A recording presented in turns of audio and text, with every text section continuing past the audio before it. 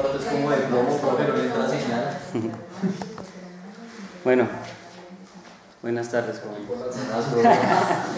Bueno, antes de empezar, pues sí, es como un proyecto interesante, realmente intentar hacer como la grabación y mirar películas, digamos, de matemáticas y tratar de llevar eso a la parte del conocimiento, ¿sí? Porque a veces uno ve la película y uno se queda, pues limpio, ¿no? Ah, sí, chévere, matemáticas, pero como uno no tiene claro el conocimiento de eso, pues a veces sí es bien interesante hacerlo. Yo sé que en mi clase nosotros hemos llevado una línea parecida, porque yo siempre hago mi clase, entonces por ejemplo cuando leímos El tío Petrus y la cohetura de Goldbach, que se asocia bastante a la película de La habitación de Fermat, entonces pues nosotros después de eso pues siempre hablábamos un carretazo sobre, ay sí, esto es, está relacionado con algo que no había pensado, que nunca había leído, que nunca había estudiado, pero pues a mí lo que más me gusta de la cohetura de Goldbach particularmente es que es muy simple y que creo que hasta un niño de séptimo, un niño de segundo, de tercero, que le hayan dicho cuáles son los números primos puede entender, y ese es el meollo del asunto.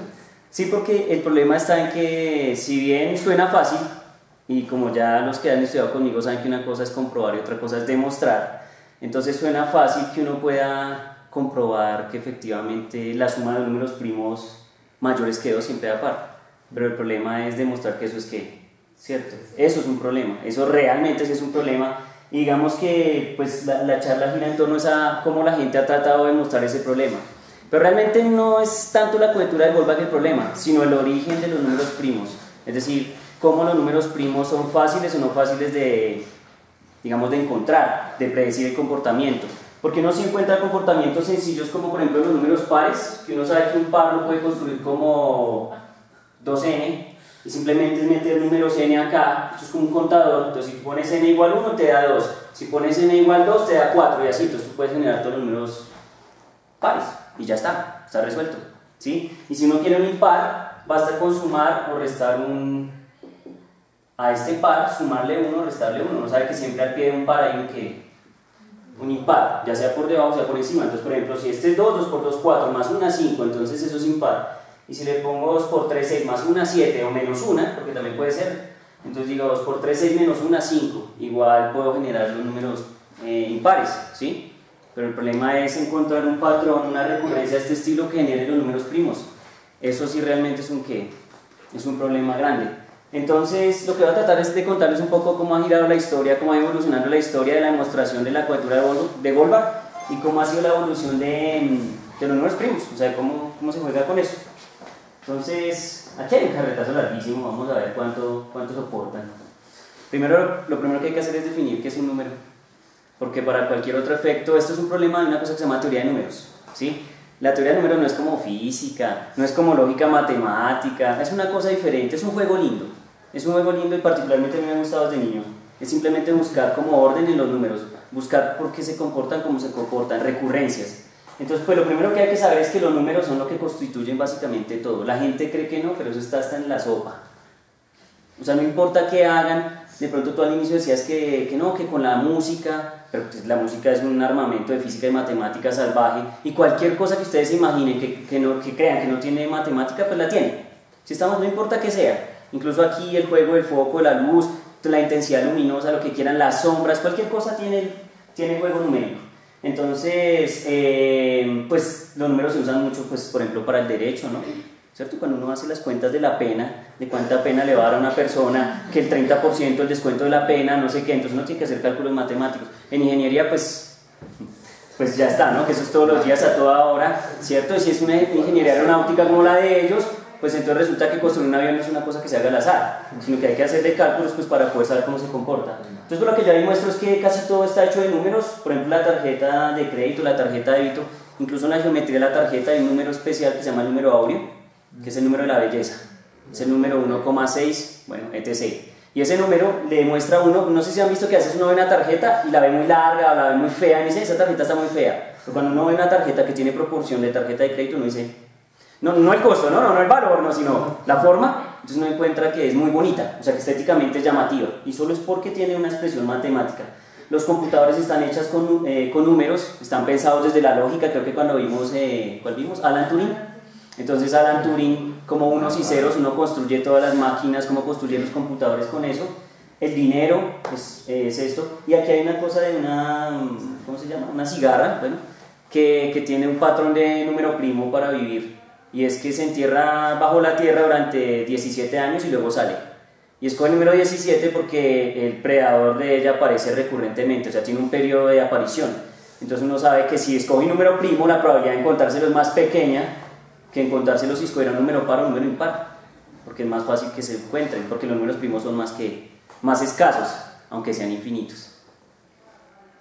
Que ese es un problema, ¿no? Sí, son infinitos como los pares y los impares, pero son más escasos, eso es raro. Entonces, bueno, ¿qué son los primos? ¿Qué son los primos? Así una pregunta rápida, así. ¿Qué son los primos? Números que se dividen por el mismo y por uno. Entonces son números que son solo visibles por sí mismos y por la unidad. Si estamos fácil, eso un niño lo entiende. Y uno pone ejemplos y uno dice rápido, ejemplo. Ejemplo. 2. ¿Cierto? 2 solo es divisible por 2 y por 1. Claro, cuando uno dice que es divisible quiere decir que es de manera entera. Todo número es divisible por cualquier número. Pero que la división de entera, entonces 2 sobre 2 da 1 y 2 sobre 1 da 2, entonces da entero. ¿Sí estamos? Ese es el juego. Pero entonces, ¿qué es lo interesante de los números primos? Que los tipos se han dado cuenta que los primos son como los átomos de los números.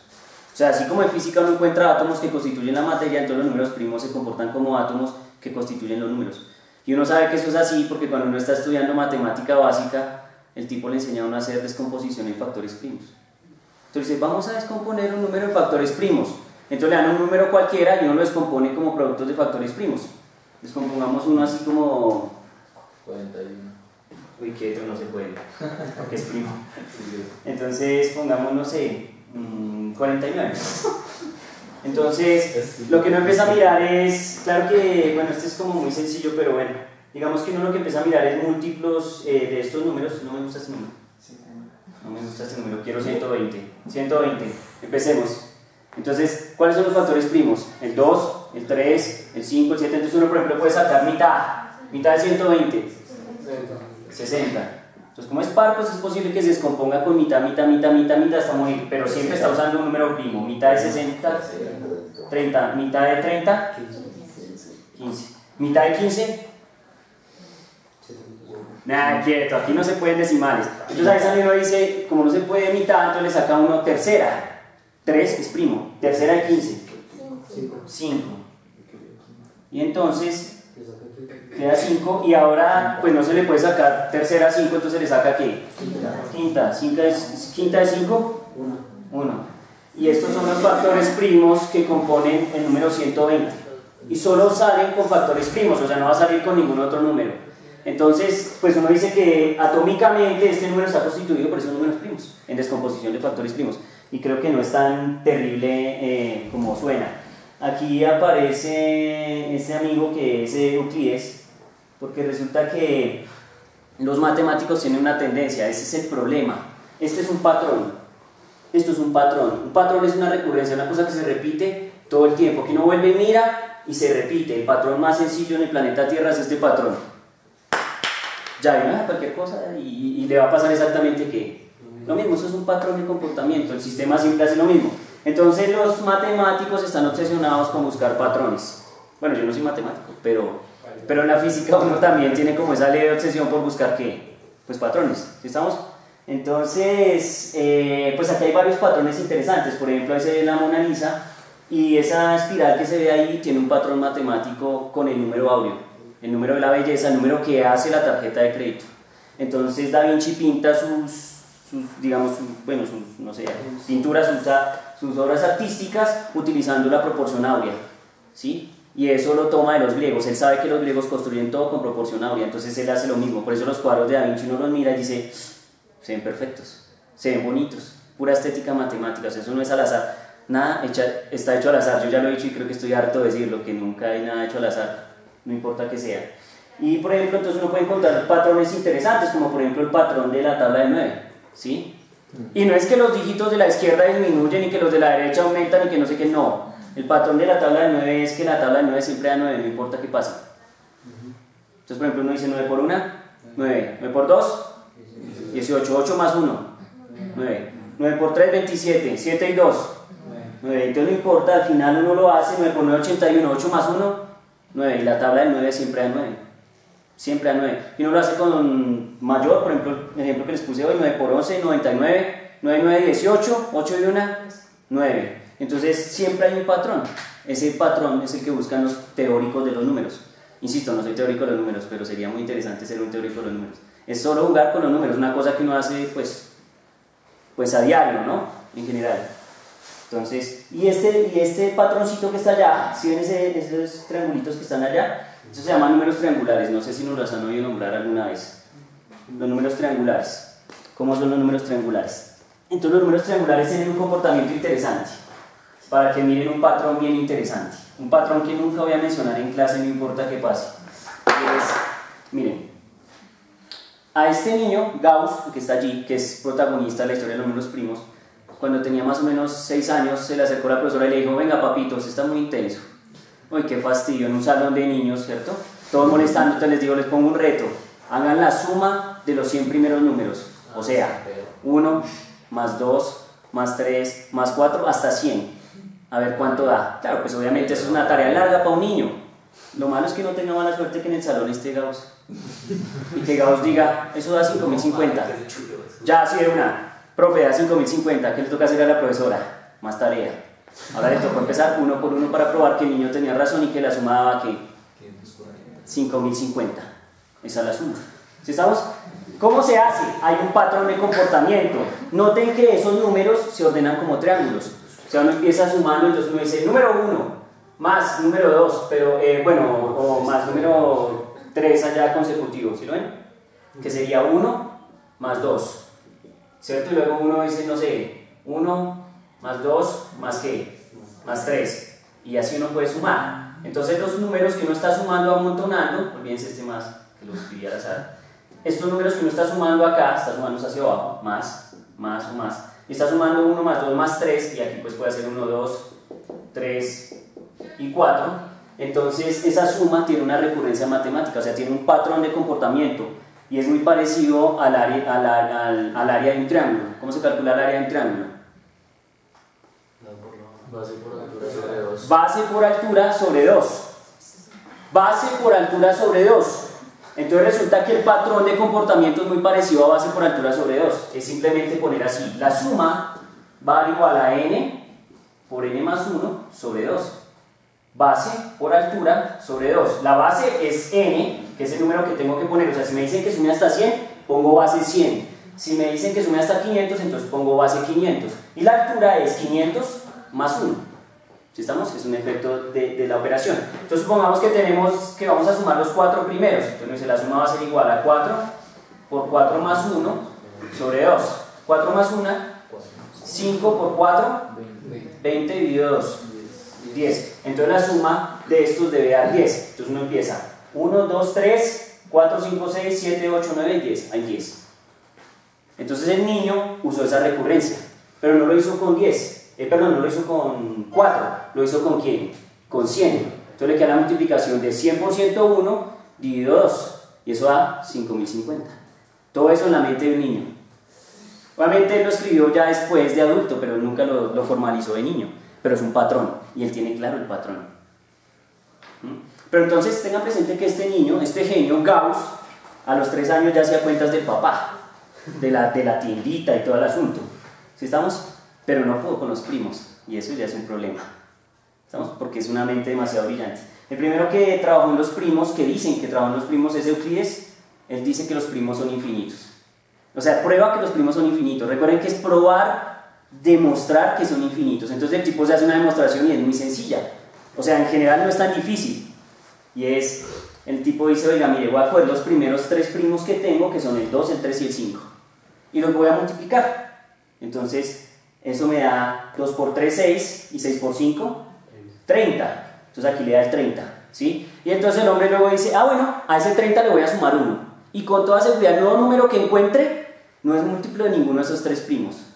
Y qué casualidad, se encontró un nuevo número y ese número es primo. ¿Sí estamos? Entonces lo que él es capaz de demostrar es que si usted tiene unos primos y usted opera entre ellos, siempre va a encontrar un primo más grande que ellos.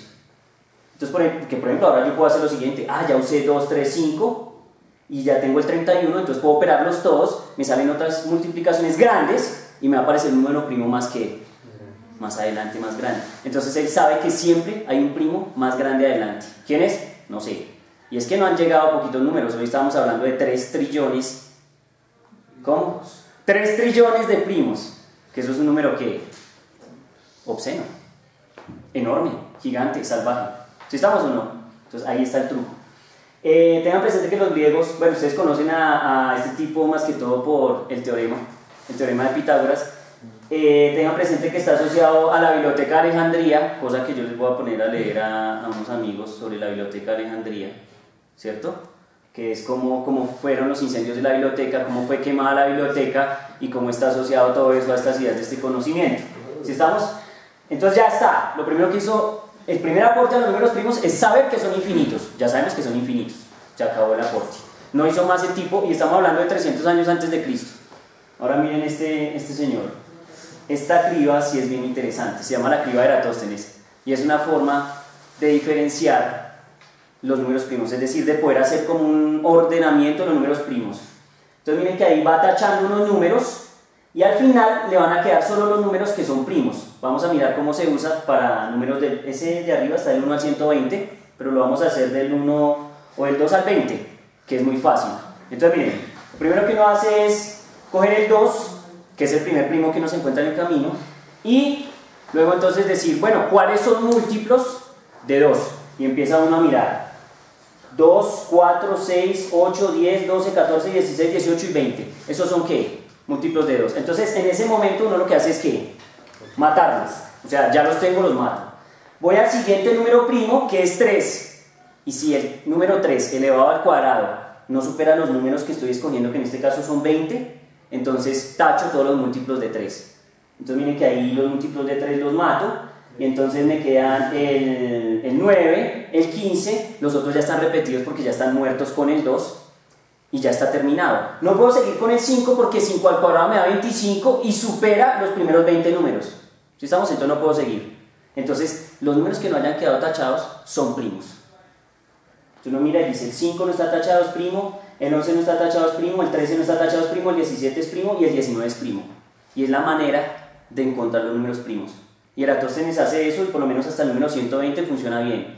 Número 350 funciona bien. Cuando yo era joven leí que como que el 340, 400 para allá como que no funcionaba.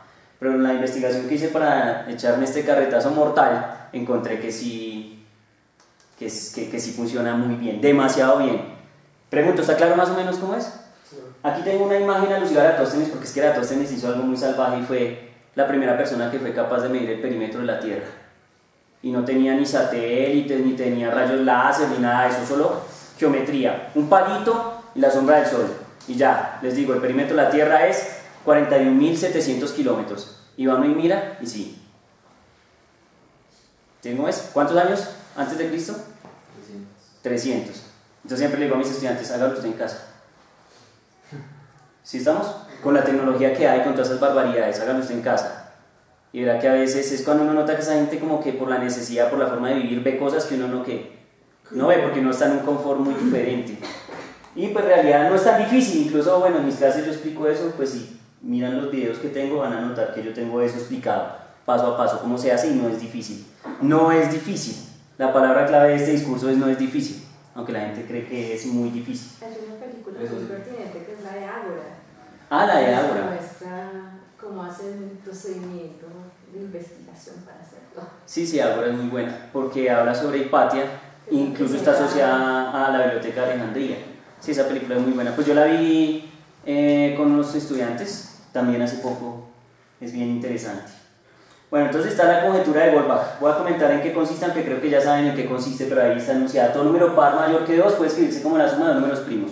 Ya, lo único que hay que demostrar es que eso ¿qué? Es cierto. Uno puede comprobar, sí uno puede comprobar. 4 es igual a 2 más 2. 2 primo, chao.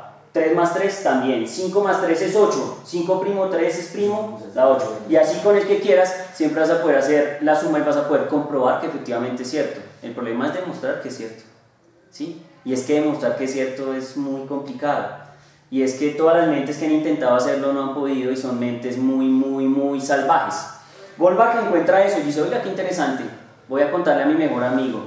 Mi mejor amigo no es cualquiera. Es este señor que está ahí abajo, se llama Leonhard Euler, que es de los matemáticos así, del top 10, de la gente más salvaje en matemáticas, pues es Leonard Euler, ¿sí? Y entonces este tipo le dice, hey mi hermano, tengo ese problema, ayúdame, y Euler lo intenta, pero no puede.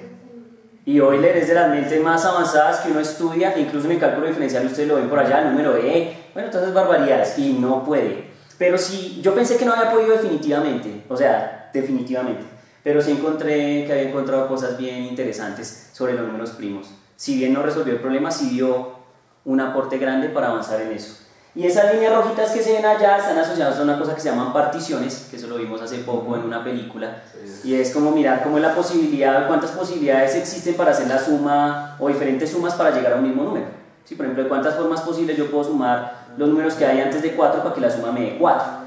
Entonces, bueno, no sé, creo que decían 4 o 5 formas en la película, ¿no? Pero el problema es cuando uno llega a cuántas formas se encuentran no posibles para llegar a la suma de 100. Entonces, de cuántas formas posibles ordenar los números antes que están en 100, da 100. Y uno dice, pues de una cantidad desesperante. Y el reto de la película era hallar la partición de 200, o sea, de cuántas formas es posible sumar para llegar hasta 200. Y es una cosa salvaje. ¿Sí estamos? Pero entonces, ese es el problema de Goldbach. El problema de las particiones y el problema del patrón de los números primos. Son los problemas en el juego. Hasta en Futurama intentan resolver la conjetura de Goldbach. ¿Estamos? Si uno mira la película, en la película hay un momento en que ellos tratan de hacer la demostración de la conjetura de Goldbach y ahí dice, mire, otra demostración elemental de la conjetura de Goldbach, una prueba sencilla, elemental. No le puse mucho cuidado a la estructura numérica, yo siento que no hay una gran cosa por ahí así salvaje, tocaría revisar con cuidado, con detalle, con ojo matemático serio, esos garabatos que hay a ver qué realmente están diciendo.